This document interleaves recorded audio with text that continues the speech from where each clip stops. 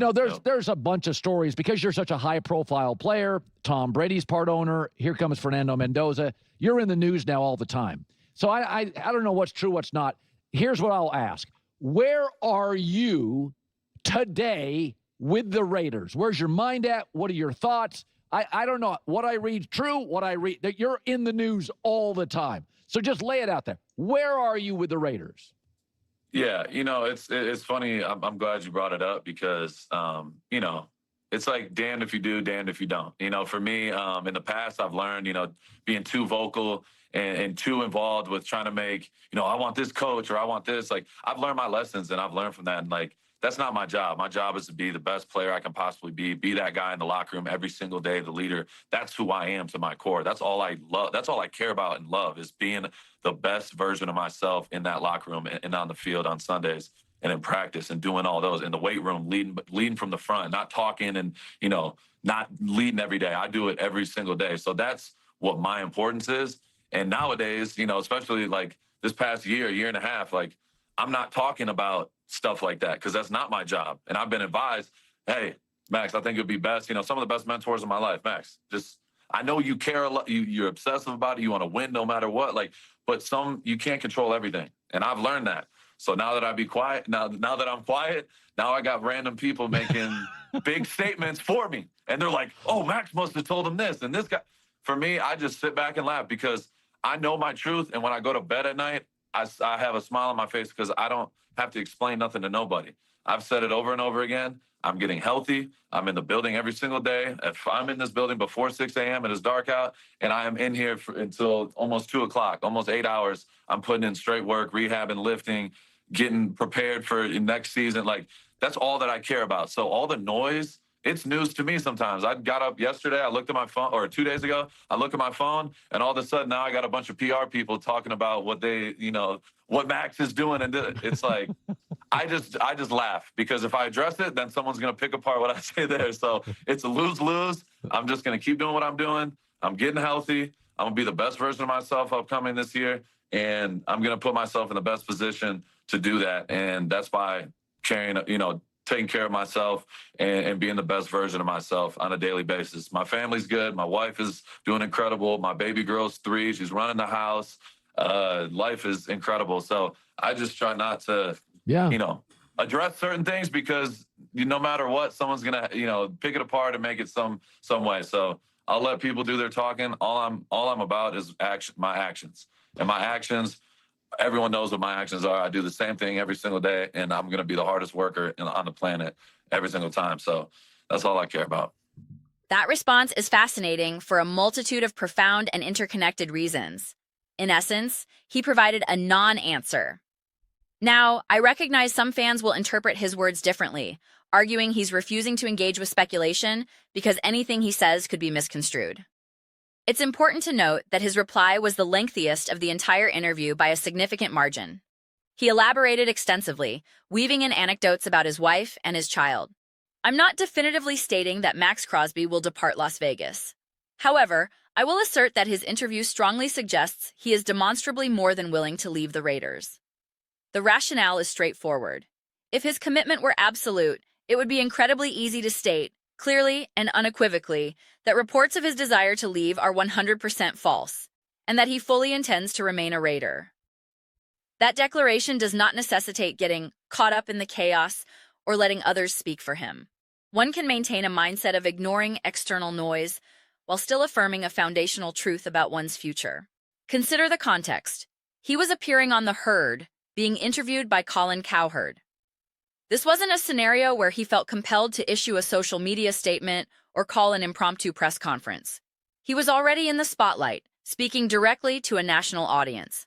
When afforded that platform, the moment to address swirling rumors is right then. It is remarkably simple to say, I'm aware of the chatter, but my expectation and my desire is to be a Las Vegas Raider for the foreseeable future. The phrasing is almost inconsequential. The core message is what matters. Even if he were leveraging the situation for a better contract or other concessions, the savvy move is still to publicly affirm your commitment to the organization. That's negotiation 101. However, if your private desire is to be traded, if you genuinely seek a fresh start elsewhere, you do not make that definitive statement. Instead, you offer the kind of ambiguous, circuitous answer he provided. It's news to me. All I can do is put in the work. Look at how hard I train. I focus on being the best leader and teammate. Analyze that rhetoric. He essentially delivered a comprehensive sales pitch on why any team in the league should covet him, highlighting his work ethic, dedication, and leadership. Not a compelling argument for why teams should look elsewhere because he's irrevocably tied to Las Vegas. The subtext was a resume, not a mission statement for the Raiders. To me, the implication is strikingly clear. I struggle to identify many alternative, honest interpretations. If an athlete possesses zero desire to leave a city, they simply say so. They state it with conviction. It is a simple, straightforward denial. Colin Cowherd directly presented him with the opportunity, framing it by saying, "You're in the news all the time right now. What's up?" That was, in essence, a polite and indirect way of asking, "Are you asking for a trade?" without using those exact confrontational words. Colin enjoys a friendly rapport with Crosby. They've discussed this dynamic before. Precisely because of that relationship, Colin chose not to back him into a corner with a binary, "Do you want out?" question. He knew doing so would force an uncomfortable, potentially damaging public declaration. As a host, however, he couldn't ignore the elephant in the room, so he offered a gentler, more open-ended prompt. "You're in the news. Tom Brady's involved as an owner. Jaden Daniels is slated to be drafted. What's the story?" In response, Maxx Crosby talked about his 6 a.m. arrivals at the facility, his 2 p.m. departures, his wonderful wife, and his 3-year-old daughter running around. While these are lovely personal details, they are completely non-responsive to the professional inquiries hanging in the air. "I am genuinely happy his family is thriving. That's fantastic. But what does that have to do with the central question of his future with the franchise?" The disconnect is revealing. Again, I am not naive. I don't expect him to divulge intimate details of private contract negotiations or trade requests on a radio show. That's not how the business operates. But if the rampant rumors were wholly fabricated and without merit, the path is incredibly clear. He could have said, "Man, I don't know what people are talking about. I will absolutely be a Las Vegas Raider in 2025. I'm in the building right now, repping the logo. I don't want to be anywhere else. I love what we're building, and I'm excited about the pieces we might add. Raiders fans should be pumped." Even that generic, team-friendly statement sends a crystal-clear, reassuring message. He deliberately chose not to offer that reassurance. "I'm not the one making this up. I'm merely observing the conspicuous absence of a standard affirmation." Following his lengthy, evasive answer, Collins simply transitioned, saying, "Okay, so, the New England Patriots," effectively moving on because the non-answer was itself an answer. My instinct strongly suggests that Maxx Crosby is prepared, willing, and likely desires to leave. I believe he wants to join a legitimate, ready-made contender capable of winning a Super Bowl immediately.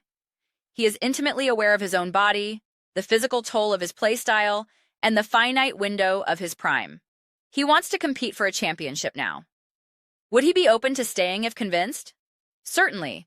The complication is that he has been convinced before, presumably sold on a vision, and promises that have yet to materialize into sustained success. There's a palpable sense of been there, done that. This dynamic is compounded by his position. If he were an offensive player, the arrival of a new, visionary offensive coordinator like Clint Kubiak could be a game changer. Kubiak could sit him down with elaborate play designs, route concepts, and a transformative vision for the offense, creating renewed excitement. For a defensive end, that kind of schematic sales pitch is different. The calculus is more about overall team trajectory, defensive support, and immediate championship equity. It will be fascinating to see where this ultimately leads. Simultaneously, you can absolutely understand why the Raiders would be so reluctant to move him. Maxx Crosby is the archetype of player you want in your facility, irrespective of your team's competitive phase. Whether you are in a deep rebuild, at the tail end of a dynasty, or trying to start one, you want a Maxx Crosby in your locker room. His work ethic, culture-setting presence, and leadership are intangible assets of immense value. Even if he were a diminished version of his on-field self, you'd want that influence guiding your young players. That's precisely why trading him is so difficult, but also why any trade would command a monumental return. Another key consideration: If the Raiders do ultimately facilitate a move, I assume they would aim to do right by him. They are unlikely to ship him to the highest bidder regardless of situation, saying, well, Arizona offered the best package, so have fun in the desert. More likely, they would work to send him to a premier contender, which in turn would affect the quality of draft compensation they receive. That factor alone makes predicting the eventual outcome, should a trade materialize, incredibly complex at this juncture. But these are merely my interpretations of the situation. I am absolutely eager to hear your perspectives. What are your thoughts on the Las Vegas Raiders, Maxx Crosby, and the potential for a parting of ways? Do you believe his interview was strategically vague or merely an attempt to avoid media drama? Please share your analysis in the comments below. I make it a point to read every single comment. Whether you find yourself in full agreement or vehement disagreement with my take, let's use it as a catalyst for discussion. Let's engage in some lively, respectful debate. Ultimately, let's remember to enjoy the process of analyzing this compelling sport. If you're appreciating the community we're building here, please consider subscribing. We are cultivating a space for thoughtful football dialogue, and I would be thrilled to have you as part of it. My goal is to create a platform where fans feel a genuine sense of connection and shared passion for the game. I believe we are making significant strides in that direction. Also, please remember to give this video a thumbs up, as it genuinely assists with visibility within the platform's algorithm, allowing these conversations to reach a wider audience. Thank you so much for your time and engagement. I'll see you next time.